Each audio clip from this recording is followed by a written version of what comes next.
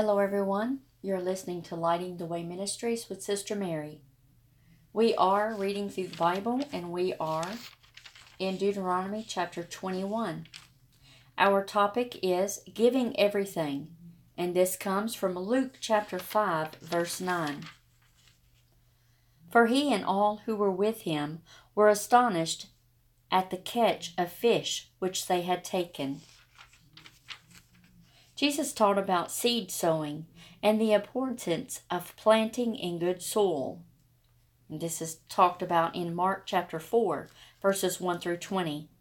Then, as if to illustrate his point, he told this group of discouraged and tired fishermen to launch out in faith for a miracle catch. These men had just given Jesus the greatest possession that fishermen have. They gave him their boat. Here Jesus stood and preached the gospel. In that moment, they served the greatest need Jesus had. Then Jesus immediately turned and multiplied that gift back to them in the most practical way, meeting the greatest need that they had. As commercial fishermen, they needed fish in order to make a living. As men, they also needed to see God at work in their lives. They needed to know that Jesus was who he claimed to be, and they needed to know faith was in operation. Jesus met all of those needs. When you give everything to the Lord, from the simplest of things to the greatest, the returns are incredible. They are indescribable. And he will reveal himself to you every time, with all his grace and all his power. We just need to give everything and live in expectancy that the Lord, our Savior, Jesus Christ, will provide every need that we have. Deuteronomy chapter 21. If anyone is found slain, lying in the field in the land which the Lord your God is giving you to possess, and is not known who killed him, then your elders and your judges shall go out and measure the distance from the slain man to the surrounding cities. And it shall be that the elders of the city nearest to the slain man will take a heifer which has not been worked, and which has not pulled with a yoke. The elders of that city shall bring the heifer down to a valley with flowing water, which is neither plowed nor sown, and they shall break the heifer's neck there in the valley. Then the priest, the sons of Levi, shall come near, for the Lord your God has chosen them to minister to him and to bless in the name of the Lord. By their word every controversy and every assault shall be settled. And all the elders of that city nearest to the slain man shall wash their hands over the heifer, whose neck was broken in the valley. Then they shall answer and say, Our hands have not shed this blood, nor have our eyes seen it. Provide atonement, O Lord, for your people Israel, whom you have redeemed, and do not lay innocent blood to the charge of your people Israel. And atonement shall be provided on their behalf for the blood. So you shall put away the guilt of innocent blood from among you when you do what is right in the sight of the Lord. When you go out to war against your enemies, and the Lord your God delivers them into your hand, and you take them captive, and you see among the captives a beautiful woman, and you desire her, and would take her for your wife, then you shall bring her home to your house, and she shall shave her head and trim her nails. She shall put off the clothes of her captivity, remain in your house, and mourn her father and her mother a full month. After that you may go in to her, and be her husband, and she shall be your wife. And it shall be, if you have no delight in her, then you shall set her free, but you certainly shall not sell her for money. You shall not treat her brutally, because you have humbled her. If a man has two wives, one loved and the other unloved, and they have borne him children, both the loved and the unloved, and if the firstborn son is of her who is unloved, then it shall be, on the day he bequeaths his possessions to his sons, that he must not bestow firstborn status on the son of the loved wife in preference to the son of the unloved, the true firstborn. But he shall acknowledge the son of the unloved wife as the firstborn by giving him a double portion of all that he has, for he is the beginning of his strength. The right of the firstborn is his. If a man has a stubborn and rebellious son, who will not obey the voice of his father or the voice of his mother, and whom, when they have chastened him, will not heed them, then his father and his mother shall take hold of him, and bring him out to the elders of the city, to the gate of his city, and they shall say to the elders of his city, This son of ours is stubborn and rebellious. He will not obey our voice. He is a glutton and a drunkard. Then all the men of his city shall stone him to death with stones. So you shall put away the evil from among you, and all Israel shall hear and fear. If a man has committed a sin deserving of death, and he is put to death, and you hang him on a tree, his body shall not remain overnight on the tree, but you shall surely bury him that day, so that you do not defile the land which the Lord your God is giving you as an inheritance, for he who is hanged is accursed of God. Chapter 22 of Deuteronomy. You shall not see your brother's ox or his sheep going astray, and hide yourself from them. You shall certainly bring them back to your brother. And if your brother is not near you, or if you do not know him, then you shall bring it to your own house, and it shall remain with you until your brother seeks it. Then you shall restore it to him. You shall do the same with his donkey, and so shall you do with his garment. With any lost thing of your brother's which he has lost and you have found, you shall do likewise. You must not hide yourself. You shall not see your brother's donkey or his ox fall down along the road, and hide yourself from them. You shall surely help him lift them up again. A woman shall not wear anything that pertains to a man, nor shall a man put on a woman's garment, for all who do so are an abomination to the Lord your God. And if a bird's nest happens to be before you along the way, if any tree or on the ground with young ones or eggs, with the mother sitting on the young or on the eggs, you shall not take the mother with the young. You shall surely let the mother go, and take the young for yourself, that it may be well with you, and that you may prolong your days.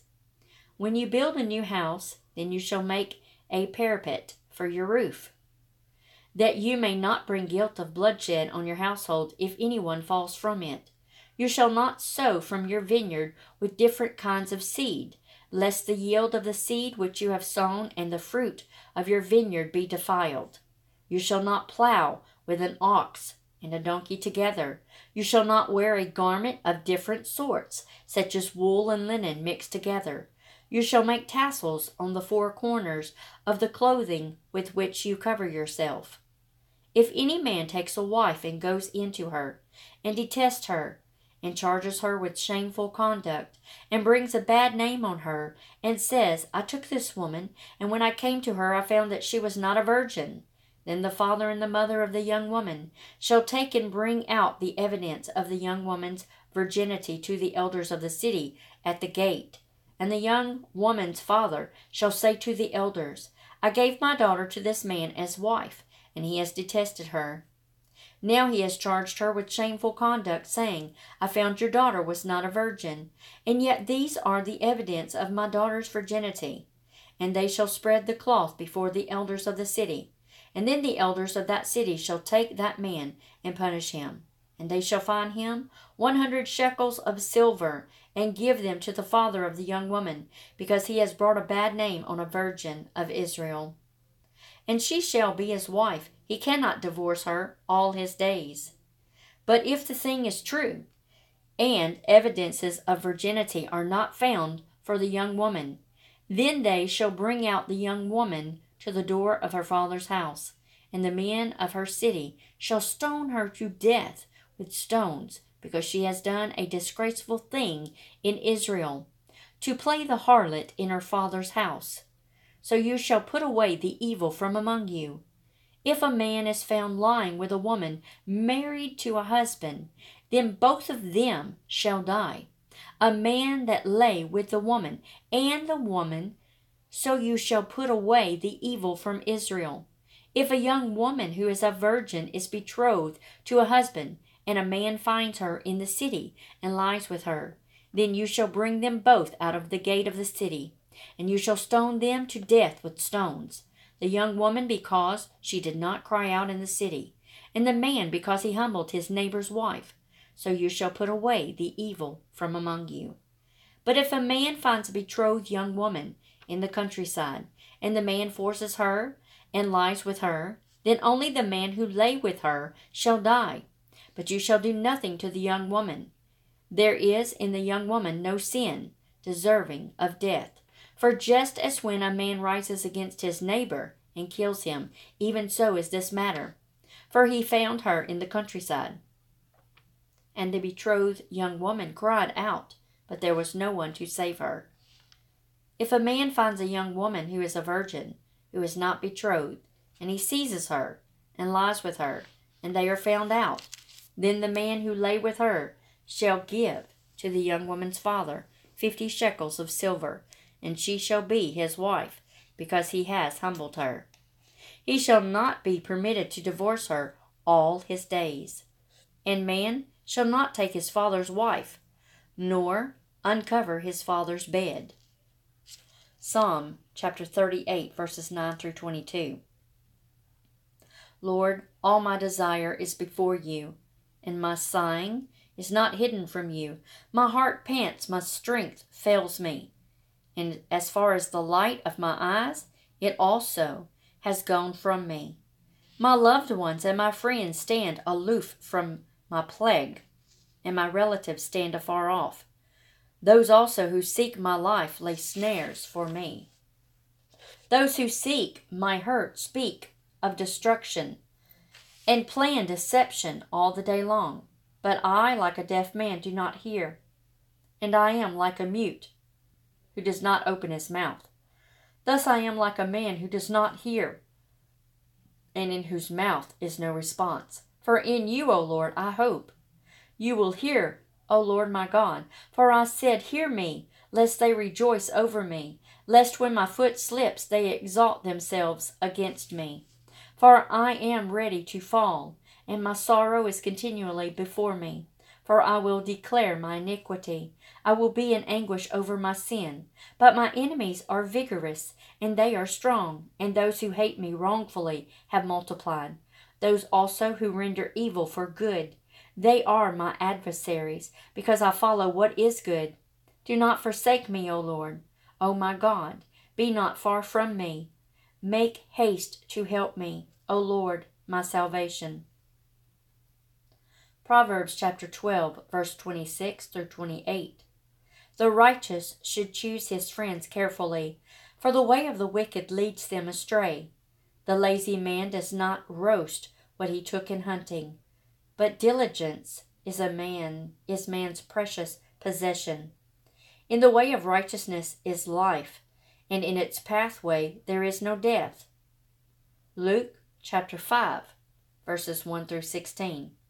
So it was, as the multitude pressed about him to hear the word of God, that he stood by the lake of Gennesaret, and saw 2 boats standing by the lake, but the fishermen had gone from them and were washing their nets.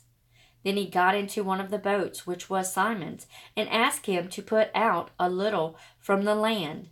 And he sat down and taught the multitudes from the boat. When he had stopped speaking, he said to Simon, Launch out into the deep and let down your nets for a catch. But Simon answered and said to him, Master, we have toiled all night and caught nothing. Nevertheless, at your word, I will let down the net. And when they had done this, they caught a great number of fish, and their net was breaking. So they signaled to their partners in the other boat to come and help them. And they came and filled both boats, so that they began to sink. When Simon Peter saw it, he fell down at Jesus' knees, saying, Depart from me, for I am a sinful man, O Lord. For he and all who were with him were astonished at the catch of fish which they had taken. And so also were James and John, the sons of Zebedee, who were partners with Simon. And Jesus said to Simon, Do not be afraid. From now on you will catch men. So when they had brought their boats to the land, they forsook all and followed him. And it happened, when he was in a certain city, that behold, a man who was full of leprosy saw Jesus, and he fell on his face, and implored him, saying, Lord, if you are willing, you can make me clean. And then he put out his hand, and he touched him, saying, I am willing, be cleansed. And immediately the leprosy left him. And he charged him to tell no one, but go and show yourself to the priest, and make an offering for your cleansing as a testimony to them, just as Moses commanded. However, the report went around concerning him all the more, and the great multitudes came together to hear and to be healed by him of their infirmities. So he himself often withdrew into the wilderness and prayed. And brothers and sisters, I often don't say any more. But if we had these same things that happen now when somebody was caught in adultery or fornication, what a different world we would live in. What a different world we would live in when disobedient children were stoned to death. We don't live in that time anymore. But how the times have changed. But God has not changed. God has not changed. We must stick to the commandments and the teachings and the statutes of Jesus Christ all the days of our life, to be found faithful in the end before he comes. God bless you, brothers and sisters.